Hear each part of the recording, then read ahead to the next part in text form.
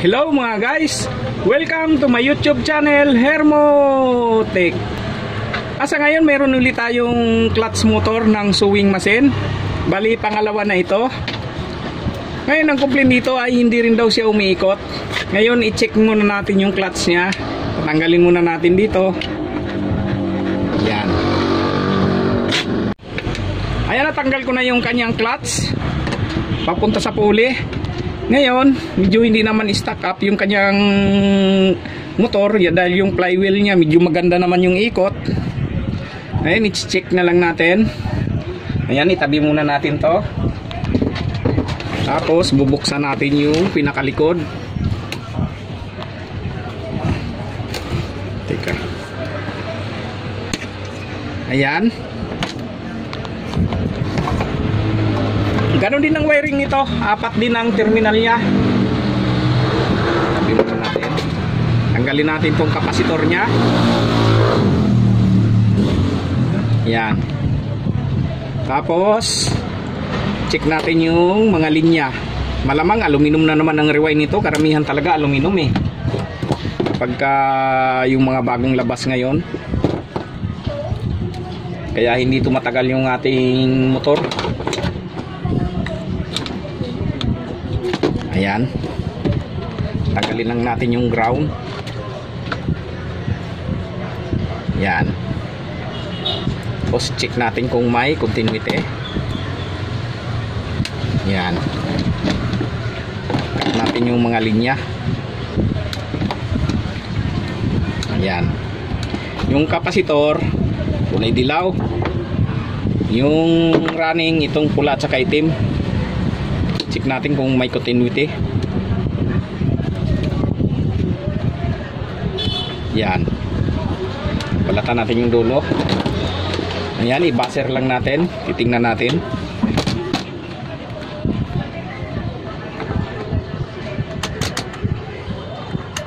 Yan. Ayan, ito muna.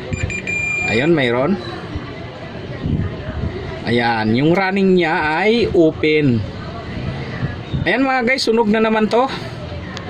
Dahil open yung running niya. Yung kapasitor niya ang good.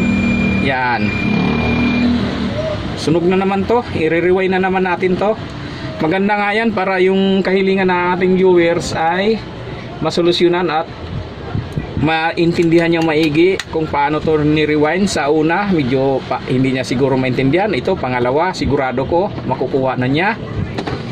Ngayon ang susunod natin gagawin ay patanggalin muna natin tong mga sagabal. Yan. Tanggalin uli natin yung stator. Ang pagtanggal ng stator ay ganun din. Yan. Tanggalin natin tong nut ng flywheel. Ito. Ayan mga guys, natanggal ko na yung rotor. Ayan, kita nyo naman, sunog pala talaga oh. Ayan, nangitim siya. Ngayon ang gagawin natin dito ay ganun din ang pagtanggal ng stator. Babalik na rin natin to ng ganyan. Tapos anuin natin, ipupus natin dito. Yan, ganyan lang hanggang sa umusod siya. Ayan, natanggal ko na siya. Ngayon, ganun din ang ano nito eh. Yung ating kapasitor ito, bali ayan siya oh. Dalawang coil per group. Ayan, sa kabila yung isa, bali apat yan. Yan. Ganun din yung unang ginawa natin, parehas to eh. Kasi isa lang naman yan. Tapos yung ating running, ayan, bali apat siya. 1, 2, 3, 4. Apat din yung kabila. Ganun din ang posisyon.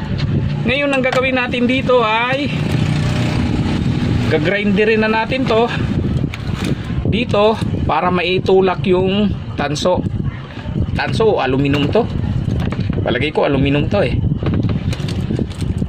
Ngayon, susunod natin gagawin ay gagrinderin na. Ayan, nag-grind ko na siya, putol na.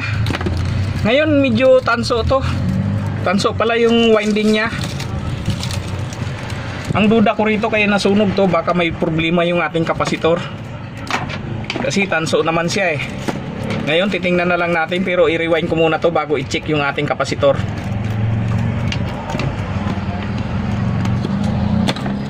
Ayan.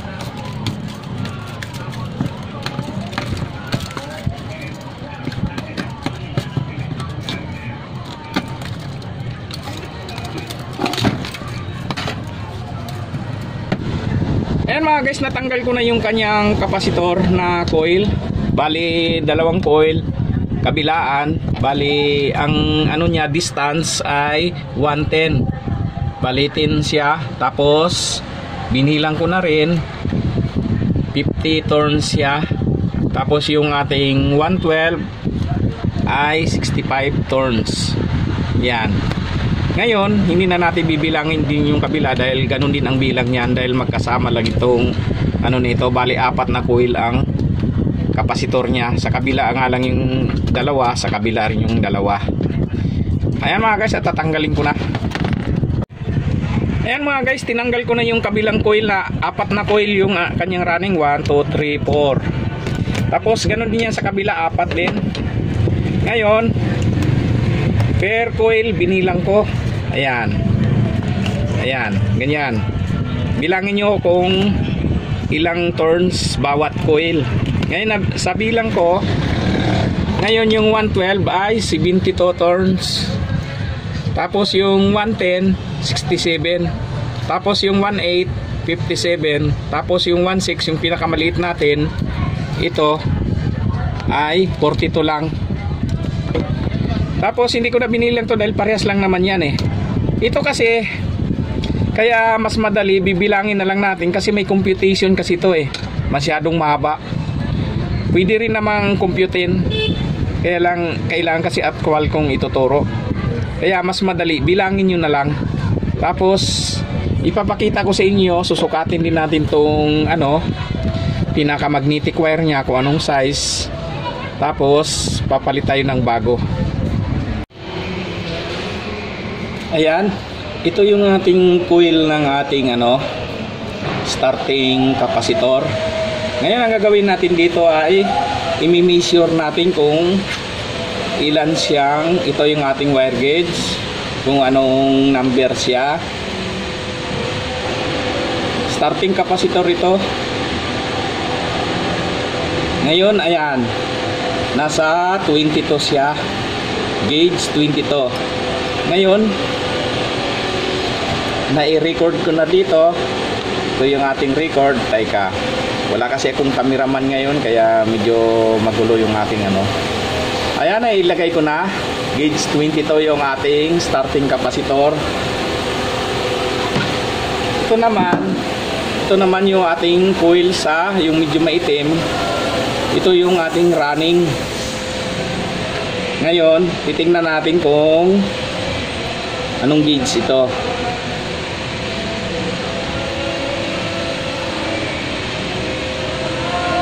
Ayan, gauge 23 siya. Ayan, 23. Ayan. Ayan, naisulat ko na rito, gauge 23 siya. Ngayon, ang susunod natin gagawin ay gagawa tayo ng molde. Ayan, bibiling lang tayo. 1, 2, 3, 4, 5, 6. Ayan. Ito yung gagamitan natin ng pangmulde. Ayan. Ganyan lang siya. Susukatin nyo lang. Ayan. Tapos, mayroon kaming machine dito. Nakagawa na ako. Ito na siya. Tapos, sasalang natin sa counter. Ayan. Sakto-sakto siya. Halimbawa, wala naman kayong counter. Ito. Teka. Pwede nyo ano, halimbawa ganyan na lang, tapos papakuan nyo dito dulo-dulo, tapos bibilangin nyo lang, iikutin nyo lang, bibilangin nyo lang. Ganun dating ginagawa ko nung wala akong counter. Pako, tapos sumunod ito medyo 1/8 yung sumunod natin, iganon mo lang din. Tapos pako rin dito. Halimbawa, napuno na dito. Halimbawa, ang ating 1/6 ay 42 turns. Naka 42. Lipat ka na naman dito sa kabila. Ganun lang. Ganyan lang mga guys. Ayan, nakagawa na ako ng molde. 4 na molde ito. Bali, ang unahin natin ay 1/6, 1/8, 1/10, Tsaka 112, isasalang na natin to sa counter. Ito yung ating 16, 18, 110. Yan. Tapos 112. Isasalang natin to sa counter. Ayan, naisalang ko na yung ating coil, yung ating muldi. Apat to, 1, 2, 3, 4. Ngayon, unahin natin yung gauge 23. Ito na yung kanyang magnetic wire. Tapos ipapasa natin ito rito sa base dito sa ating 18 ay 42 turns. Yung 110, 67. 112, 22. Yan lang mga guys yung gagawin natin pag turns dito. May digital number naman dito. Ngayon, pagka tumama na, saka natin ililipat sa kabila hanggang sa matapos. Ayan, at umpisa na natin. Ayan, nagawaan ko na rin siya ng insulator, yung ating rotor. Ganito lang paggawa niyan, gugupitin nyo lang. Ito yung ating mylar, medyo per meter ito nabibili. Gugupitin nyo lang din ng parang ganito, tapos tupiin nyo yung dulo, tapos ilalagay dito. Ayan mga guys, at ito na yung ating magnetic wire. Unahin natin yung apat na coil, yung itong running. Mag-start tayo sa maliit, 1.6. Ngayon, umpisa na natin. Ito yung ating 1.6 na coil, medyo maliit. Ayan, dito tayo mag-umpisa. Ito yung ating first na ito yung ating starting. Ito yung ating ending. Ngayon, ang pagpasok nito ay pipisilin mo lang dito sa dulo. Yan, ganyan lang. Pipisilin mo lang tapos sabay tulak. Ayan. Yan, nakapasok na siya. Ganyan lang. Tapos lagyan niyo nito yung ginupit natin ay Nomex. Gupitin nyo lang yung dulo, ganyan. Tapos pasok natin dito. Yan.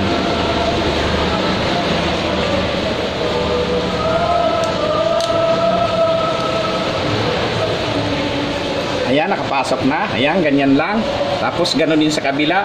Bibilang tayo ng 1, 2, 3, 4, 5, 6. Doon din siya sa dulo ng 6. Ayan, natapos na yung ating 1.6. Ngayon, sumunod natin ay 1.8. Ito. Ngayon, ito ang ating ending. Ito, dito rin uli ating starting.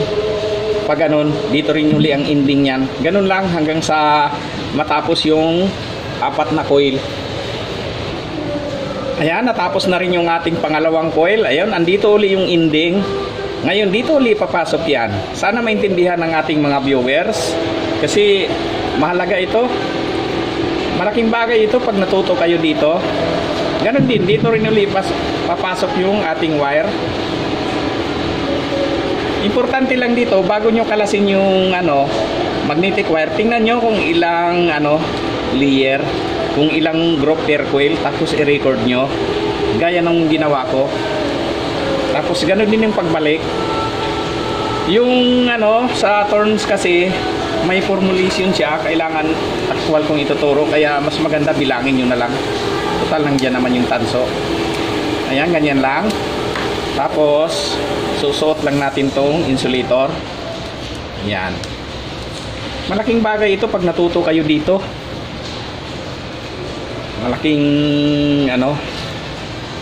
Malaking sideline na rin. Ayan, natapos na yung ating pangatlong coil. Ngayon nandito na tayo sa pang-apat. Ito na. Ganon din ang gagawin. Dito uli ang starting. Kasi pag dito kayo nag-start sa kabila, pag ganon, hindi yan uugong yung ating motor. Sasalungat siya. Kaya ganon lang. Pisilin nyo ito. Tapos pisilin nyo sa dulo. Ganyan lang. Tapos pag pinisil nyo, hatakin nyo pa pasok sa loob.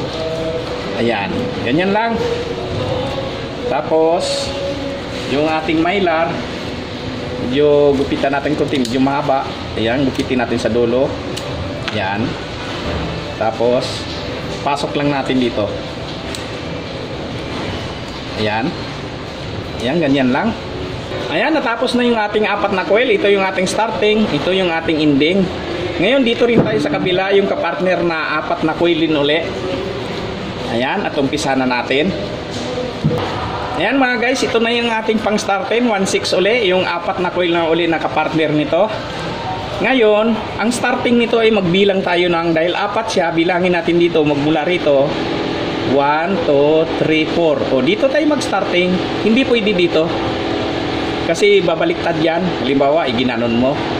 Babaliktad siya eh. Kailangan, dito rin lahat. Dito tayo nag-starting dito kanina, di ba?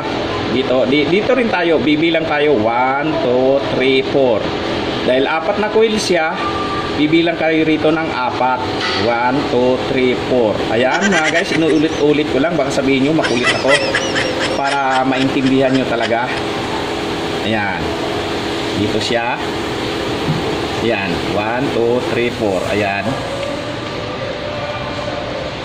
Ayan, dyan siya. Tapos, yung solutor uli. Yung ating Nomex. Yung Mylar, pwede rin. Kaya lang, mas maganda itong Nomex. Mas matibay ito sa init. Yung Mylar kasi, parang pumuputok-putok pagkatagalan na. Lumulutong. Ayan, ganyan lang. Tapos, bilang ulit tayo ng 6. 1, 2, 3, 4, 5, 6. So, dito siya. Ayan lang. Ayan, natapos na yung ating,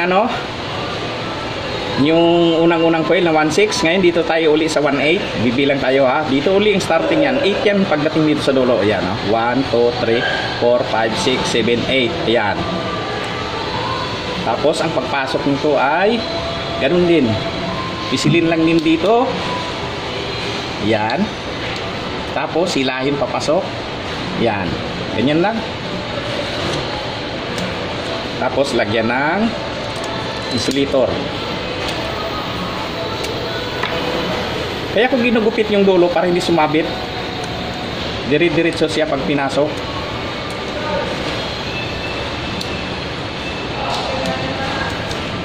Yan. Ganyan lang. Tapos dito rin yung dulo. Ayan, natapos na yung ating pangalawa. So pangatlo tayo ngayon. Andito na. Sana matutunan nyo mga guys. Kasi malaking bagay sa akin pagka natuto rin kayo. Kasi pag natuto kayo, hindi nyo rin ako makakalimutan. Kasi sa akin ang galing yung, kung hindi sa akin, hindi rin kayo natuto. Ganon din yung nasa isip ko. Kaya okay rin. Ayan, ganyan. Mylar uli. Yan, Mylar Nomex pala. Ayan, natapos na yung ating pangalawang coil. Magka-partner itong dalawa. Ngayon, itong ating ending at saka yung ending ng kabila, pagdugtungin natin. Tapos ito na yung ating line 1, ito na ating line 2. Ayan mga guys, umpisa na natin. Ayan mga guys, nadugtong ko na siya. Ayan na. Ayan na. Ngayon tapos na tayo sa running. Dito naman tayo sa kapasitor. Kapasitor naman yung ating uumpisahan. Ayan yung ating kapasitor ay dalawang coil lang. 110 saka 112. Ayan. Andito na siya, na-roll ko na. Ayan. Dito yung ating 110. Ngayon, dito ulit tayo mag-start. Hindi pwede dito. Dito at ang ating starting.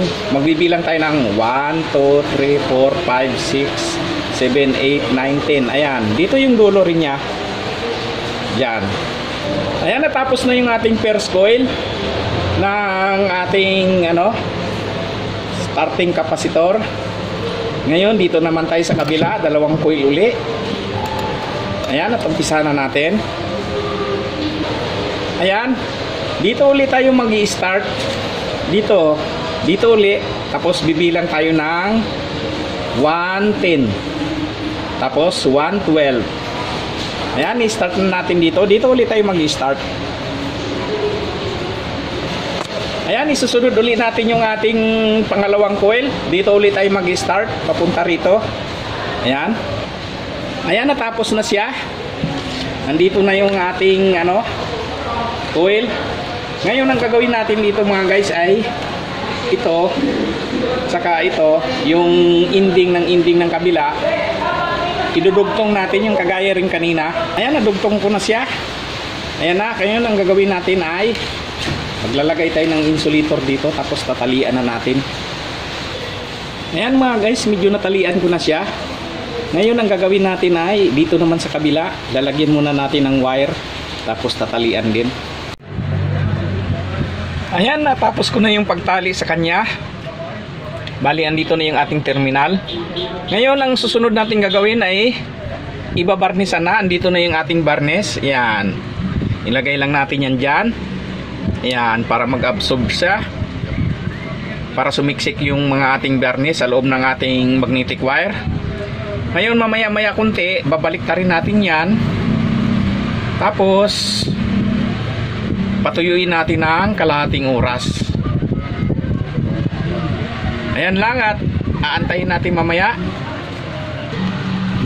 Ayan na, medyo binaliktad ko na siya. Ngayon pagkatapos natin gamitin tong ating barnes ay pwede naman nating isalin na rito. Isauli natin, pwede pa yung gamitin uli. Ngayon pagka halimbawa natanggal natin to, mag-aantay tayo ng 30 minutes uli. Ayan, after 30 minutes medyo tuyo na siya. Ngayon ang gagawin natin ay ibabalik na natin dito sa casing nya. Ayan, naisalpa ko na siya sa casing nya.